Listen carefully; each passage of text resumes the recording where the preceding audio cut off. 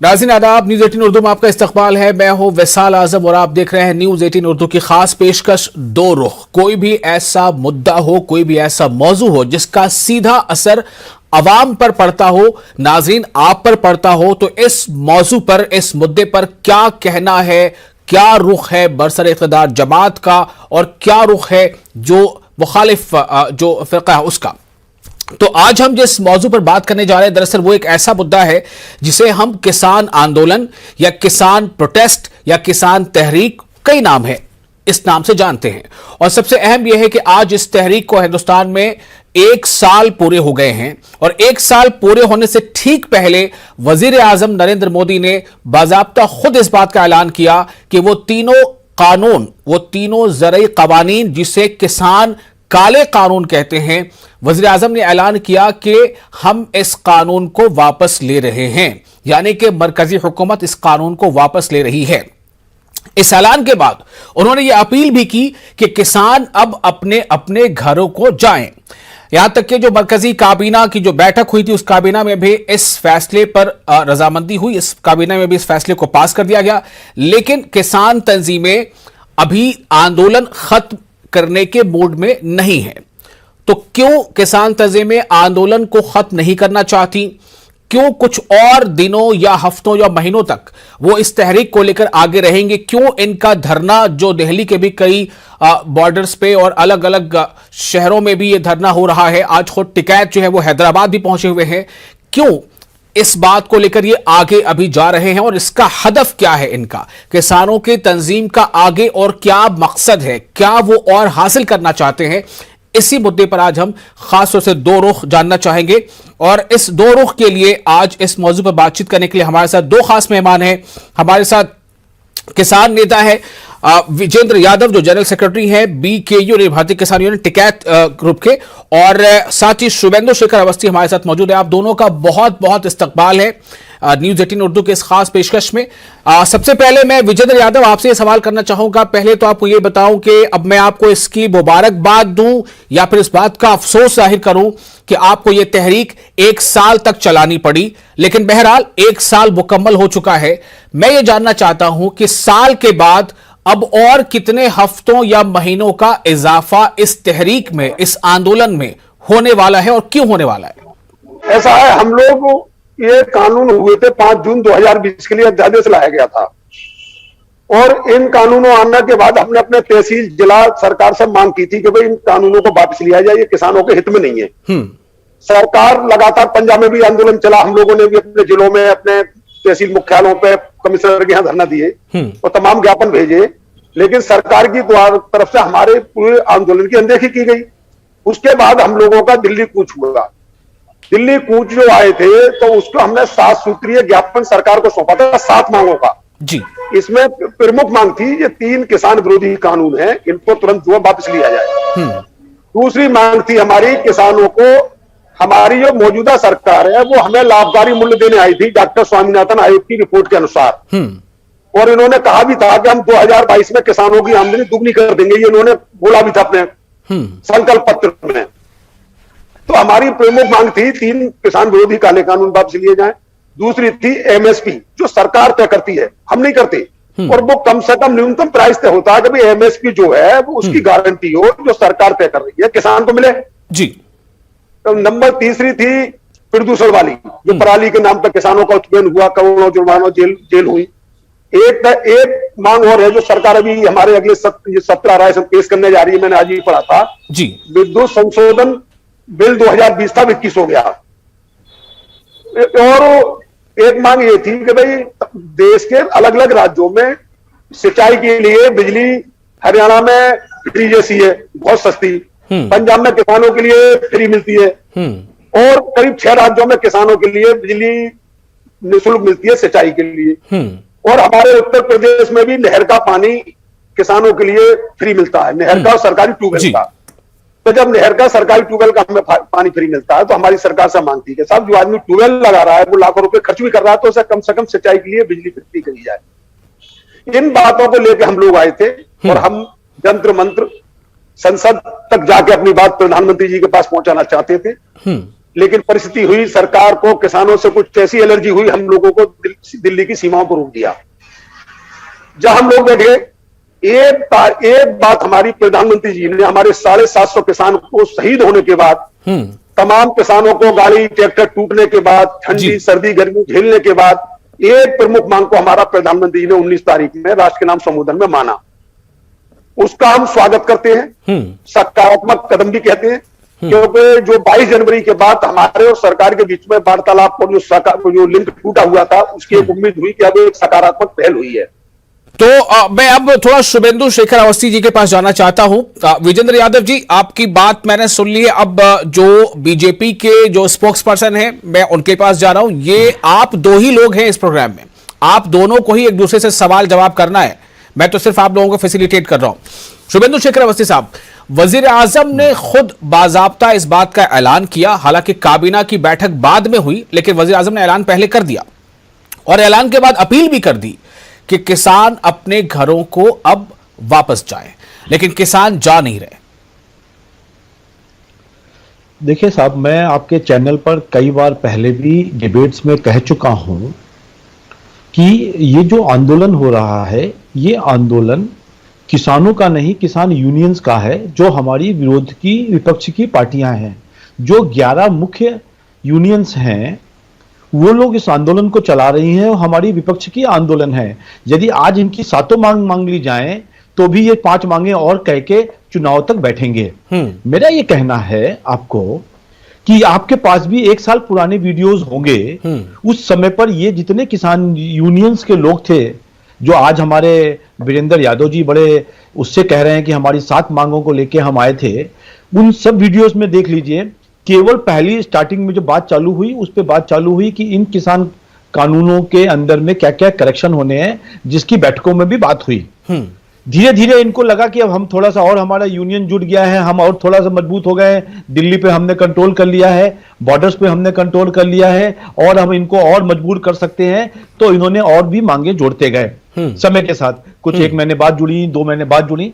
आज जो मुख्य मुद्दा था इनका कि 3 जो ये कहते थे 3 काले कानून, हमारे मोदी जी ने, प्रधानमंत्री जी ने लास्ट फ्राइडे को बड़े सजग तरीके से, बड़े सरलता तरीके से ये कहा कि हम कुछ किसान लोगों को, उसमें किसान यूनियंस जो हैं, जो राजनीतिक पार्टी की किसान यूनियंस, उनको हम समझा नहीं पाए कि हम इस किसान कानूनों से क्या फायदा मिलना था। चूंकि हम समझाने में फेल हो गए, तो भी हम नहीं समझा पा रहे हैं, इसलिए अभी हम इस कानूनों को रद्द करते हैं।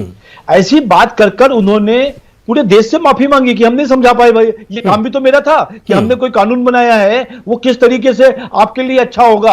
आप सोचिए, दिल्ली में जब कभी दूसरे लोगों को, जो पीछे स्कूटर में बैठता है 2 व्हीलर में, उसको हेलमेट लगाना अलाउ किया गया, कंपलसरी किया गया, तो दिल्ली के लोगों ने नहीं माना जब तक सुप्रीम कोर्ट ने उसके ऊपर कानून नहीं बनाया। तो ये बात होती है, कोई बात सही भी चीज होती है, पर यदि लोगों की भूमिका गलत हो जाएगी। आज जो किसान यूनियंस की भूमिका है, मैं बहुत साफ शब्दों में कह रहा हूं, वो पूर्णतया राजनीतिक प्रेरित है। और उस राजनीतिक प्रेरणा के कारण ये विपक्ष की जितने भी किसान यूनियंस हैं, मैं सबका नाम ले सकता हूं, 11 लोगों का ले सकता हूं कि कितनी अकाली दल, लेकिन वजीर आजम ने इनमें से किसी एक का भी नाम नहीं लिया था। हमने किसी का नाम वैसे भी नहीं लेना, जो किसान यूनियंस भी हैं। देखिए, जैसे मजदूर संघ होता है ना, मजदूर होते हैं, मजदूरों की समस्या को लेके मजदूर संघ सामने आता है, लेबर यूनियन सामने आती है, हम लोग बात उससे भी करते हैं ना। तो हमने उस समय पे भी ये कहा था कि ये किसान यूनियंस के लोग हैं। आपके चैनल्स में भी कई डिबेट्स में, पीछे 2 रुख में भी ये डिस्कशन हुआ है, और हमने आज भी ये कह रहे हैं कि इनको समस्याओं से लेना देना कुछ नहीं है, किसानों की समस्या से। इनको अपनी रोटियां सेकनी है, राजनीतिक रोटियां सेकनी है, और उस राजनीतिक रोटियां सेकने के लिए जब तक ये चुनाव नहीं होंगे, ये सब लोग ऐसे ही बैठे रहेंगे। विजेंद्र यादव जी, अब आपको अपनी बात रखनी है। आपने बीजेपी के तर्जुमान की बातें सुन ली, बताएं। ऐसा ही है, इसी तरह की बातों ने जो हमारे भाई जी कर रहे हैं। भाई, हम लोग अपना ज्ञापन दिखा सकते हैं आपको, अपना ज्ञापन आप भाई जी की, आप मुझे एड्रेस दे दें। हमने दिल्ली आने से पहले कमिश्नर के यहाँ धरना देकर ज्ञापन दिया, रोड जाम करके ज्ञापन दिया, डीएम के कार्यालय पर ज्ञापन दिया। ये जो मांगे मैं बता रहा हूं, ये 5 जून 2020 से पहले के बाद तुरंत सभी मांगे जोड़ी गई थी, और हमारे भारतीय किसान की तरफ से ज्ञापन भारत सरकार को दिया गया था अगर आप चाहें तो मैं उस ज्ञापन की प्रति भी उपलब्ध करा दूंगा। और हमारी 7 मांगे तो वो थी। दूसरी मांग ये थी कि हम लोग दिल्ली आए थे तो अपने ऊपर मुकदमे लेकर नहीं आए थे, अपने 750 किसानों को खोने नहीं आए थे। आज हमारे 750 किसान शहीद हो गए। उनकी शहादत, उन्हें सही सरकार शहीद मानने को तैयार नहीं, उनके परिवार के बारे में कुछ सोचने को तैयार नहीं। जिन किसानों पर फर्जी मुकदमे लगाए गए, गाड़ियां तोड़ी गई, ट्रैक्टर तोड़े गए, उनके नुकसान की भरपाई का कोई मतलब नहीं, उनके मुकदमों से कोई मतलब नहीं। अरे भाई, ये लोकतांत्रिक देश है, किसान लोग राजनीति करने नहीं आए। सरकार एमएसपी की बात करे बैठे, भाई सरकार बैठे। तो विजेंद्र यादव जी, लेकिन यहां पर जो बीजेपी के तर्जुमान हैं वो ये कह रहे हैं कि किसान तंजीमें और किसान यूनियन जो है वो किसी ना किसी राजनीतिक दल से जुड़ी हैं, यानी कि वो असल में किसान नहीं है बल्कि वो राजनीतिक दल से जुड़े हुए किसान नेता है या किसान यूनियन के लोग हैं। तो क्या आप इस बात को मान रहे हैं? और दूसरा ये मैं ये कह रहा हूं कि लगातार मैं इन भाई जी की बात का जवाब दे रहा हूं। इन लोगों ने हमें खालिस्तानी कहा, इन लोगों ने हमें पाकिस्तानी कहा, भिंडर वाला हमें कहा, कुछ जाट हमें कहा, पश्चिमी उत्तर प्रदेश के किसान हमें कहा। ये जो हमारा आंदोलन है, जन जन किसानों का आंदोलन है, हम धन्यवाद देंगे प्रधानमंत्री जी को। कम से कम 1 साल बाद उन्होंने हमें किसान माना और उन्होंने ये कहा कि हम कुछ किसानों को नहीं समझा पाए, चलिए, लेकिन उन्होंने जो हमें किसान मानने को तैयार नहीं थे, जिस तरह से हमारे अवस्थी जी नहीं मान रहे हैं, तो हम तो भी प्रधानमंत्री जी की बात काट देंगे। प्रधानमंत्री जी ने हमें किसान मान लिया है। अगर इन्हें हम अब भी किसान नहीं लग रहे हैं तो इसका मतलब प्रधानमंत्री जी गलत बोले हैं। शुभेंदु शेखर अवस्थी जी, आप कुछ कहेंगे इस पर? एक ही चीज कहूंगा मैं, 2-3 पॉइंट कहे इन्होंने अभी। पहला पॉइंट कहा कि किसान और किसान यूनियंस में, दोनों में इतना ही फर्क है, जो किसान यूनियन में भी लोग हैं वो किसानों को रिप्रेजेंट कर रहे हैं, पर उनका जो पॉलिटिकल एफिलिएशन है वो सब पॉलिटिकल पार्टी से है जो विरोधी हमारी पार्टियां हैं।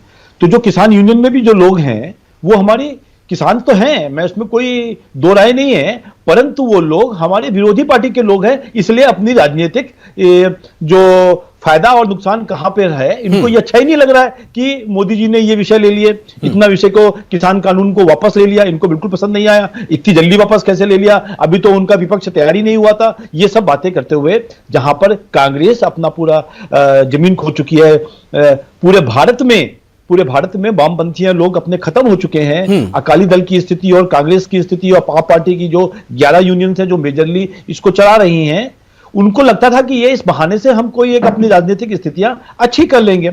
और उसमें अभी इन्होंने मेरे को एक प्रश्न पूछा कि हमारे इतने ट्रैक्टर टूट गए, इतने लोग मर गए। देखिए, मरे तो बहुत ऐसे लोग भी हैं जिनकी हत्याएं हो गई हैं और उनके अंग को काट कर लगा दिया गया है और चढ़ा दिया गया है।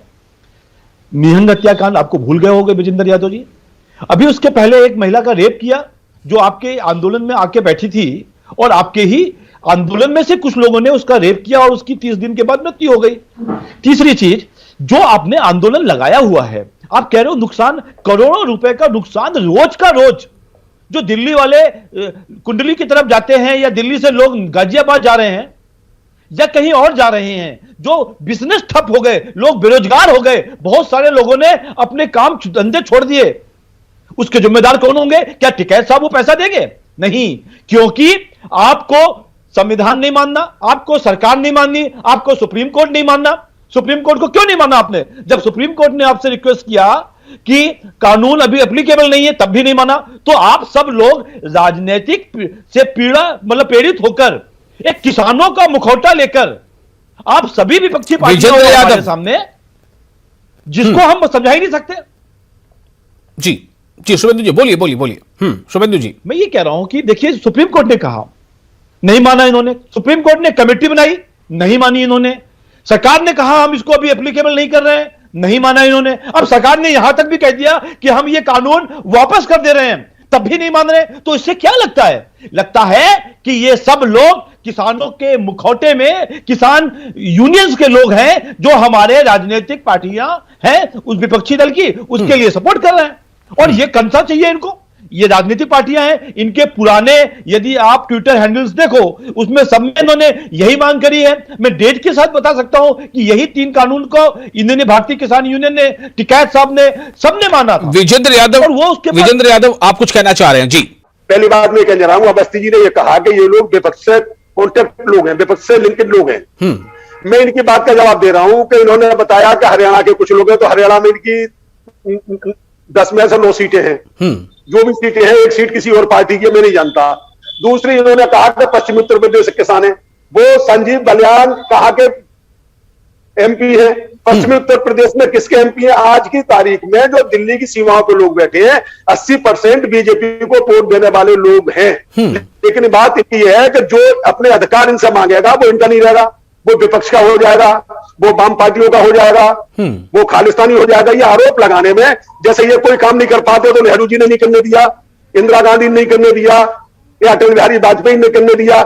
इनका एक काम है कि असली बात को भटकाना। दिल्ली की सीमाओं पे जो किसान बैठे हैं, 80% बीजेपी के सपोर्टर किसान बैठे हैं। इसका हम ये कह रहे हैं, सर्वे करा लें, सीट बाई सीट देख लें जहां जहां किसान बैठे हैं। दूसरी, इन्होंने, हम तो प्रधानमंत्री को धन्यवाद देंगे कि आज हमारे अवस्थी जी को भी हमें किसान मानना पड़ा, ना वरना अब तक पहले किसान मानने को तैयार नहीं होते थे। मोदी जी ने ये तो माना भाई कि कुछ किसानों को नहीं समझा पाए, चलो उन्होंने कुछ ही माना। हम ये कह रहे हैं कि भाई एमएसपी तुम्हारी सरकार घोषित करती है, हमारी एमएसपी मान के उस पर हमारे लिए महंगाई लगती है, डीजल भी महंगा, खाद महंगा, और एमएसपी अब तुम घोषित कर रहे हो। हमारे प्रधानमंत्री संसद में खड़े होकर कहते हैं कि एमएसपी है, एमएसपी है, एमएसपी रहेगी। तो प्रधानमंत्री भाजपा के नहीं है, प्रधानमंत्री देश के हैं, हमारे भी प्रधानमंत्री हैं। हम अपने प्रधानमंत्री से अनुरोध करते हैं कि हमारे प्रधानमंत्री जी कहे कि एमएसपी है, किसानों को मिलेगी मिलेगी मिलेगी। ये भाई जी, अवस्थी जी आंकड़ा बता दें कितने % किसानों को एमएसपी मिलती है।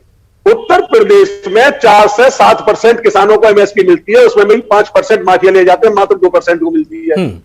हरियाणा, पंजाब में एमएसपी जरूर 70 से 80%, 85% लोगों को मिलती है। लेकिन बिहार में जैसे एक कानून था इनका मंडी वाला, ये कानून बिहार में पहले से लागू है, तो क्या कि बिहार के किसानों की दशा बदल गई? लेकिन विजेंद्र यादव जी, जो बातें अभी शुभेंदु जी कह रहे थे, मैं फिर से उनके पास जाऊंगा, लेकिन एक बात मैं उसमें शामिल कर रहा हूं, क्योंकि शायद आप बीच में आवाज आपको नहीं मिल रही थी, कि जब 3 काले कानून, जिसे आप काले कानून कहते थे, वो वापसी का ऐलान हो गया, उसके बाद फिर आपने कुछ बातें रख दी है। शुभेंदु जी ये कह रहे हैं कि ये बातें मान ले जाएंगे, तब फिर भी आप एक कुछ और लिस्ट लेकर चले आएंगे, चूंकि आप राजनीति से प्रेरित हैं। उन्होंने ये कहा है, आप अगर सुने होंगे तो इससे जवाब दे दीजिए। नहीं, मैं आपको ये बताना चाहता हूं कि मैं शुभेंदु अवस्थी जी मुझे एड्रेस दे दें। जो ज्ञापन भारत सरकार को दिल्ली की सीमाओं से आने से पहले किया गया था, वो मांगे इस आंदोलन से पहले है। मेरे द्वारा खुद कम से कम 10 जगह रोड जाम करके, जिला अधिकारी के यहाँ जाके, कमिश्नर के यहाँ जाके ज्ञापन दिए गए। मेरे पास बहुत है, मैं इन्हें भेज दूंगा कि ये, और ये उस चीज की तस्दीक कर लें। ये मांगे हमारी पूर्व की हैं, और ये आज से नहीं। शुभेंदु जी ये कह रहे हैं कि पहले से ये मांग एमएसपी पर लीगल गारंटी की। आंदोलन जब होता है तो किसी एक मांग पर नहीं होता है। शुभेंदु यादव जी, हम कई 12 जब आप लोगों की मीटिंग हुई, 12 बार जब उस समय चल रहा था, और उस समय की जो रिपोर्ट्स आ रही थी उसको ऊपर हम लोगों ने बहुत डिबेट किए हैं, और उस समय पे मुख्य रूप से इसमें क्या क्या करेक्शन किया जाए कानून में, इनिशियली यहाँ डिस्कशन चालू हुआ, और आप लोग बहुत सारे पॉइंट्स में तैयार भी थे कि ऐसा कर दिया जाएगा तो कानून में हमको कोई दिक्कत नहीं है। पर धीरे धीरे धीरे जब 12 बात की 3 महीने बातें चली और उसमें निष्कर्ष नहीं निकला, तो आप लोगों ने एक एक पॉइंट जोड़ा है। आप पहले से लिख के लाए हो या बाद में आपने जोड़ा हो? सुनिए, तो आप पहले से लिख के लाए हो, बाद में आपने उन पॉइंटों को जोड़ा हो, उन सब चीजों पे डिबेट करने का पॉइंट नहीं है। आपके पॉइंट्स हैं, आप डिस्कस कर सकते हो, पर आप ये समझो कि आप सरकार की बात नहीं मानोगे, आप जनता की बात नहीं मानोगे, जिनको परेशानी हो रही है। लगातार 1 साल से पूरी रोडें बंद पड़ी हुई हैं, लोगों को दिक्कतें हो रही हैं, लोगों का बिजनेस बंद हो गया है। आप मेरी बात तो सुन लो विजेंद्र जी, उसके बाद बोलना। आप सुप्रीम कोर्ट की कमेटी की बात नहीं मान रहे हो, आप सुप्रीम कोर्ट की रिक्वेस्ट नहीं मान रहे हो, और उसके बाद भी सरकार ने आपकी जो प्रमुख मांग थी इस कानून को रोकने की, उसको मान लिया। इसका मतलब क्या है? आपको भी तो कुछ इतना दिखा देना चाहिए था कि साहब हमारी मेजर बातें मान ली गई हैं, हम दोबारा बैठेंगे, इन सब चीजों पर चर्चा करेंगे, अभी हम जगह खाली करके आम जनता को एक बार रिलीफ देते हैं। पर वो आपसे नहीं हुआ, क्योंकि यदि वो हो जाता तो आपकी राजनीतिक स्थिति जो थी, जिसको भुनाने के लिए चुनाव आ रहे हैं यूपी के, पंजाब के, और उसके बाद हरियाणा और बाकी स्टेट्स के, तो आपको राजनीतिक स्थिति में कोई फायदा नहीं मिलता, मामला ठंडा हो जाता, तो आपको लगा यार कोई और मांग ली जाए। अभी आजकल आप लोग ने कहा कि इनको शहीदों का वो दे दिया जाए। भाई ऐसा कौन सा काम किया इन्होंने जो वहां किसान लोग, यूनियन के लोग स्ट्राइक पे बैठे हुए हैं, कि उनको शहीद कर दिया जाए? शहीद तो वो होता है जो देश के लिए जिंदा रहता है, बॉर्डर पे खड़ा होता है, उसको शहीद की पदवी दी जाए। ऐसे भी तो लोग थे विजेंद्र यादव जिनकी अपने आप मौतें हुई है, कोई ऐसा नहीं, मैं आपसे कहना चाहता हूं कि आप किसानों की मर्जी से आए थे, प्रधानमंत्री मोदी जी ने और आपकी सरकार ने मजबूर किया था हमें आने के लिए। कोई किसान को इतना टाइम नहीं। हम तो ये कह रहे हैं सरकार बढ़ा दूं, हम ये कह रहे हैं सरकार बढ़ा दें, संविधान है। यदि हमको कोई चीज समझ में नहीं आती है तो हम कोर्ट में जाते हैं। क्या आप कोर्ट में गए? कभी नहीं गए, क्योंकि आपको जबरदस्ती करनी थी, आपको के ऊपर जबरदस्ती करनी थी, इसलिए आपने ये सब पूरा नाटक रचा है। और उस नाटक में जो आपके पीछे लोग हैं वो हो सकता है विजेंद्र यादव, ना तो ये आंदोलन ना तो ये आंदोलन राजनीतिक था ना है। पहली बात तो ये सुन लें आप, अगर हमारे आंदोलन पूर्व के जहां 2013 से पहले के हमारे सभी आंदोलनों में राजनाथ सिंह भी आते थे, आपके गडकरी भी आते थे, तो क्या ये उनकी साथ में आंदोलन करते थे? आपकी क्या आपसे पूछ के आंदोलन करते थे आपकी पार्टी से? हम विपक्ष का अपना काम है। अगर विपक्ष कमजोर नहीं होता तो हम दिल्ली की सीमा पर नहीं बैठे होते। आज जो हम दिल्ली की सीमा पर बैठे विपक्ष को भी रो रहे हैं। विपक्ष इस लायक नहीं है कि जो हमारी आवाज आपके सामने मजबूती से रख देता। हम विपक्ष की कमजोरी की वजह से बैठे। दूसरी बात यह है कि जब सरकार ने बात मानी है, सरकार ने जैसे 11 दौर की वार्ता हुई, सरकार हमारे नेताओं को बुलाए, एक बैठ के बात करे और बैठ के अपनी बात हम रखेंगे। भाई हम ये कह रहे हैं 4 कदम अगर सरकार हटी है तो 4 कदम हम भी हट सकते हैं, लेकिन एक सकारात्मक माहौल बने। हमारी 7 मांग है, 7 में से 5 पूरी कर दी जाए, 4 पूरी कर दी जाए। अगर एक एमएसपी लिखित गारंटी कर दी जाए, एमएसपी की वजह से अवस्थी जी आपको पता है हमें कितना घाटा है। हमारी मक्का की एमएसपी 2000 कुछ है, 1000 रुपए बिक रही है। हमारी धान की एमएसपी 1940 रुपए, आज 1300 1200 1300 मोटा धान बिक रहा है। हमारा बाजरा 1100 रुपए बिक रहा है, उसकी भी 1950 एमएसपी है। 23 विजेंद्र यादव जी, अभी आपने कहा 7 में से 5 या 4 मान ली जाएं। आप ये चाहते हैं कि सरकार के साथ बैठक हो, बातचीत हो, मिनिमम क्या क्या बातें मान ली जाएं कि फिर हम ये उम्मीद कर सके कि शायद किसान अपनी जो तहरीक है वो वापस ले लेंगे? नहीं, हम ये कह रहे हैं सरकार सकारात्मक माहौल बनाए जिस तरह से वार्ता होती थी। तो सरकार ने तो वजीर आजम ने खुद ऐलान कर दिया, तो क्या ये सकारात्मक नहीं है? वो हमने स्वागत किया उसका, हमने स्वागत किया है उसका, बाद खुशी भी मनाई, स्वागत भी किया। सकारात्मक आज भी बोलना है सकारात्मक है, लेकिन जो बाकी रह गई एमएसपी है, पूरे साल में 1 लाख करोड़ उससे अधिक रुपए की हानि एमएसपी पर किसानों को होती है। सरकार से नहीं मांगेंगे हम, सुप्रीम कोर्ट से क्यों मांगेंगे? हमने सरकार चुनी है, हमने सुप्रीम कोर्ट नहीं चुना है। हमने अपने काम करने के लिए, अपना अच्छा जीवन देने के लिए, अपनी फसलों के भाव लेने के लिए, अपने गन्ने का भुगतान लेने के लिए सरकार चुनी है। हम सुप्रीम कोर्ट को क्यों लाए बीच में? और संसद का बना हुआ कानून, ये तो इन्हें भी पता है सुप्रीम कोर्ट रोक सकता है लेकिन बदल नहीं सकता। चलिए, ऐसा है कि किसान जो तंजीमें हैं वो अपनी मांगों पर फिलहाल अड़ी। उनका यह कहना है कि हमारी मांगों में शुरू से एमएसपी की लीगल गारंटी शामिल थी। बीजेपी के तर्जुमान ये कह रहे हैं कि जो अहम मांग थी वो 3 कानून थे जिसे किसान काले कानून कहते थे, वो मान लिए गए हैं। लेकिन चूंकि यह आंदोलन राजनीति से प्रेरित है, इसलिए इसमें और अपनी फहरिस्त जोड़ते जा रहे हैं। किसान तंजीमें यह कह रही हैं कि हमें राजनीति से कोई लेना देना नहीं है, हमारी मांगे एमएसपी पर लीगल गारंटी शुरू से रही है। इस पर सरकार बैठक करे, बातचीत करे और जो शहादतें हुई हैं किसान जो कहते हैं उसके पर जो कुछ मुआवजे या कुछ और मदद का ऐलान करे। और भी कुछ मांगे हैं जिसमें बिल को लेकर के है या कुछ मुकदमात हैं, लेकिन किसान तंजीमों का कहना है कि बैठक हो, बातचीत हो, हम भी कुछ कदम हटने को तैयार हैं। देखना होगा कि आखिर वो दिन कब आएगा जब 1 साल तक चलने वाली यह तहरीक आगे कुछ हफ्तों, महीनों या कुछ चंद दिनों में ही खत्म हो जाए या फिर चलती रहे। बहुत शुक्रिया, आदाब।